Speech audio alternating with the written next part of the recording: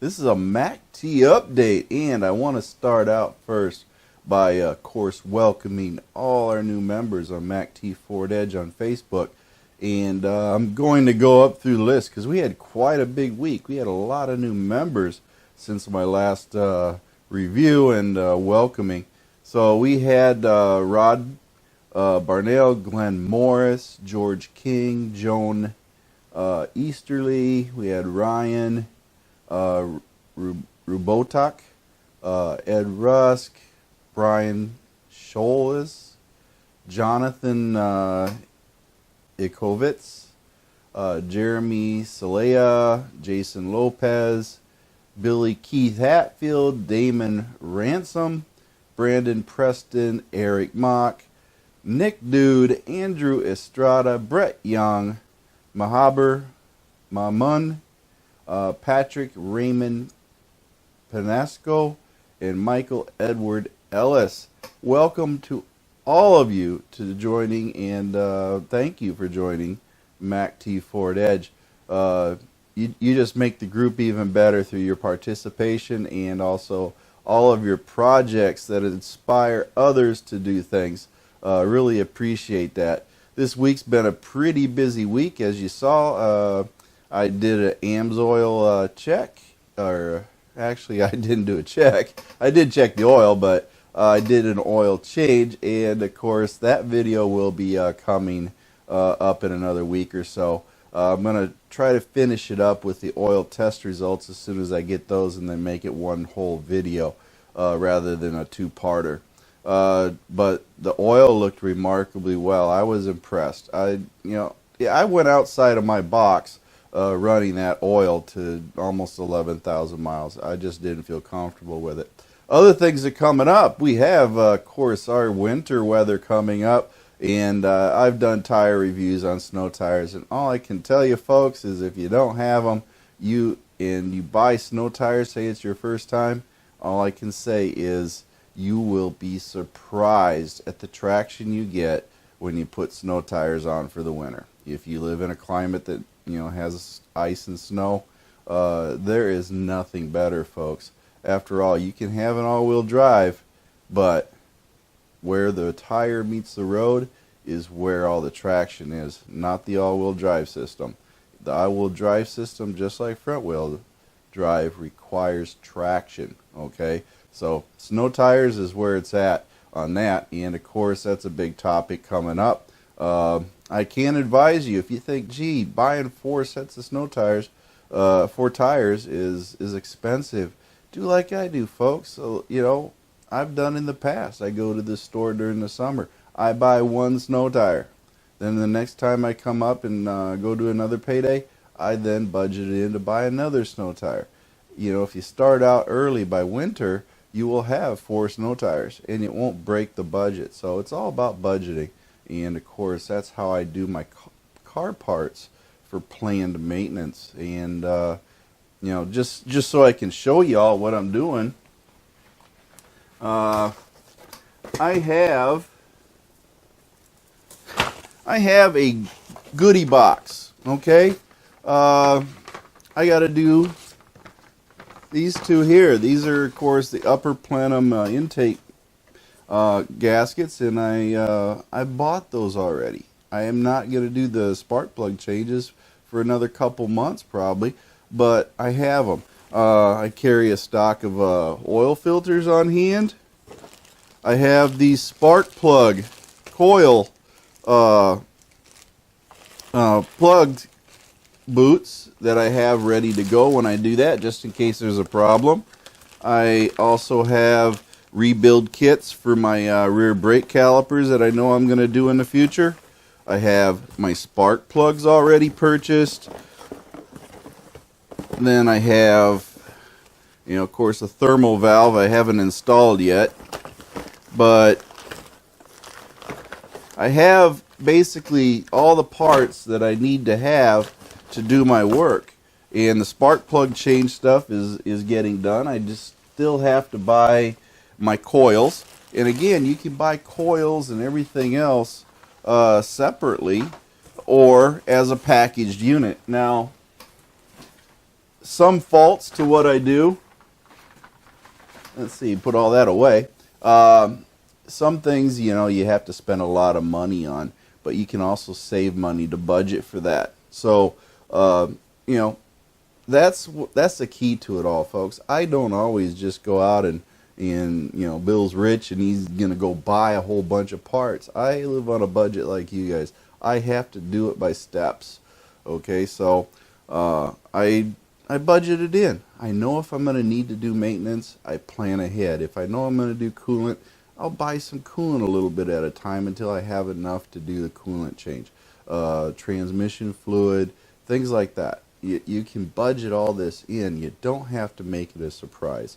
So that's my message, my main message for all of you today is plan ahead. See what maintenance you need to do on your Ford Edge, and then start saving a little or start budgeting in by buying the parts bit by bit until you got a box full of stuff, and then you can do your project. It makes it a lot easier on the budget and on yourself because you don't have to stress about, you know, what's going on. But enough on that, on the rambling. We do have members. Hey, we had, you know, I tell you what, it may be a Ford Edge page, but Kyle Brook, I love that Lincoln. That is a sharp looking car. Oh my gosh. He posted a picture of his dad's Lincoln on there, so hey, thumbs up on that. Not to mention it's the same color as my Ford Edge. But you did see the video. I visited one of the members, and folks, if I can get out in your area, I'll let you know where I'm going. Like, I'm going to Indianapolis in another week or so. You know, I go all over the place, so you know, let's try to get together. If I can work it out in my schedule and have time, I love meeting all of you, the members, while I'm out and about doing my job, and we'll try to make the most of my time while I'm there. So you never know where I'm going to be at sometimes. I don't know the direction I'm going half the time. So we could try to meet, and I enjoy meeting every one of you because, you know what, the world's full of people and everybody is just beautiful on that. So I do enjoy it. So we're going to go ahead and move up. We got Martin Rui. He is, I don't know, he's going to surprise us. I hope he gets another Edge, but you know what? It's his decision ultimately. So I wish him the best on whatever happens and that he's doing. Let's see. Fuel mileage has been a mention here on a few postings. It is the winter fuel, folks, and I just want to say, now, what they actually do to the winter fuel is they mix propane into it, okay? And the reason they do that is because gasoline, as a rule, in the winter time, in a normal summer mixture, has a harder time getting your vehicle started. So what they do is they add a propane additive to it. Well, unfortunately for us, propane additives also decrease power, okay? And because propane does not have as much power to it as the other additives. So when they add that to it to make the fuel burn better in the colder winter months, they take away some power, and it takes more propane to generate the power. So, thus, you get lower gas mileage, okay? So I always loved the car dealerships and everybody, hey, winter signs, hey, your gas mileage going down, come in for a tune-up. Don't fall for it, folks. You know, that there's a marketing gimmick. The fuel is the whole problem, and they've changed it to the winter mixture. I will give you all a clue, though. If you buy the 92 and 93 octanes or whatever the higher octane is, in, you know, when it gets to fall, when they start changing over, you have a better chance of getting the summer mixture because they have not replenished those as fast. So therefore, you can go further into the winter on a better fuel that is a summer mixture until that runs out. So that's what I do. You know, buy the higher octane, and then you got better gas mileage as the winter goes. I did send out my oil samples to one of our members here on MACTFORDEDGE. Of course, he'll let me know if I can say his name or not. I haven't bothered to ask yet. but he has volunteered to do testing on it because he does oil analysis all the time. And then of course it went to Blackstone. So once that gets in, I'll have that. Had some other things. Ian Nathanson, hey buddy, get that hitch on there and show us some pictures of you installing it. We love to see projects like that. So Nathan, I'm waiting to see what you're doing with that. That's going to be interesting. Then we got a couple other things here, questions on tire pressure monitors and everything viewed on the edge. Sorry folks, Ford says you got to get out and check your tire pressure. They're only going to tell you when it's low or it's flat. That's all the way up until the 2015 model year. Let's see what else we got. We got Steve with some peeling tire rims. Apparently the clear coating is coming off due to either weather elements, whatever it may be, or just a bad coating. We don't know. Hopefully he gets that fixed. Other quick things were like seafoam and other additives for your vehicles. BG products are mentioned. Mano really loves those, I think, and he also likes, like a Techron or something like that. I have used pretty much everything. Lucas Oil, Techron, I've used Seafoam, BG. I've used everything that you could imagine over my lifetime, and I'm not going to say one thing's better than the other, but here's the thing. If you find that you need to use these additives because you have a problem, they are not going to fix the problem. They'll fix the symptoms, but ultimately, if you got clogged injectors, they may help, but ultimately, from my experience, you're going to end up putting in new injectors, folks. These products may help clean up minor deficiencies, but once they're clogged, they're clogged. There's no way you're going to do it unless you physically get them out and physically get them either replaced or cleaned. At that point in time, I wouldn't clean them. I'd just put new ones in, depending on me. I got 200,000 miles on the injector. You might as well replace it. Gas mileage, of course, some folks posted on that they're not getting good. Again, winter fuels. And then, of course, what condition are your spark plugs in, your transmission, and everything else. I did do that evap purge valve, folks. I was surprised. You saw the video. Boy, that Mighty Vac came in handy. And I'm going to go check my wife's out here today to make sure that it is in good shape. And if it isn't, I will install another one. That vacuum test is a great short little test to determine if your purge valve is any good. Colors of November, we can thank Arturo Sanchez for a beautiful cover photo for the banner with that nice, beautiful fall foliage, and of course all the pictures that are coming in on that. And I can't stress enough, folks, when you take pictures, I just want to show you something here. Taking a picture this way, no good. This way, folks, and step back about 20 paces. That means 20 full strides back from your car. It just makes the pictures better for the banner. Yes, it may seem like you're far away, but when the banner has the picture, it blows it up and puts it up close, so it's right in your face. So those close-up pictures, they're fine for detail, for regular posting on MACTFORDEDGE, but if you want a banner photo, you need to step back, okay? Can't stress that enough, because a lot of times people take picture close up, and all I end up with the banner is a picture of the grill. I can't use that. It just doesn't look good. I love the pictures, but we just have to have something that's usable. Other things, as with all days, we got a lot of different things. Folks posted different things on here. Some entertaining, and others are just basically our lives with our Edge. And I love seeing what people are doing with their Edge. So, we try to help as much as possible to get your cars fixed. And then, of course, I think we dived into a Focus. Dan was working on a Ford Focus. Hey, if we can help, we'll help. And you know, there's nothing saying we won't answer questions on other vehicles. Okay, we're focused on, no pun intended, the Edge, but you know, we'll help, because you know what, Ford is engineering and they have the same thing. So we're doing it.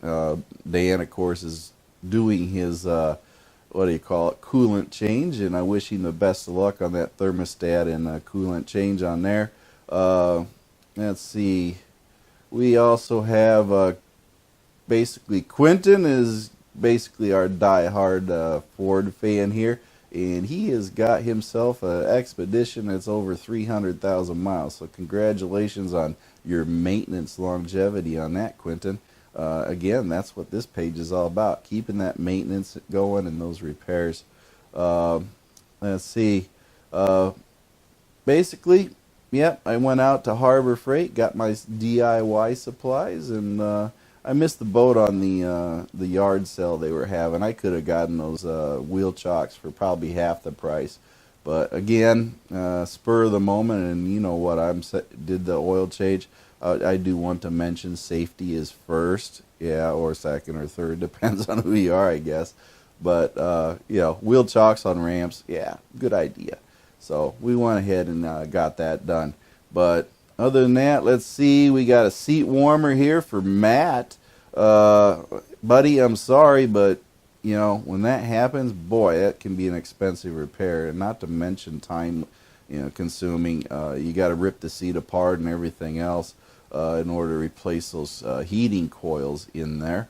So you know, it's defaulting off on you. That's all I can say. You got a bad coil. It's, you know, those things heat up, and if there's a short in them, they create extra heat. Then the thermostatic system shuts it down. So you're going to have to replace those seat heaters in there. Extended warranties have been a thing. I do recommend, if you do extended warranty, you do not go third party. You go to the Ford warranty itself. It might seem more expensive, but I could guarantee you there'd be less headaches with it. Make sure that you do cover everything that you want covered, okay?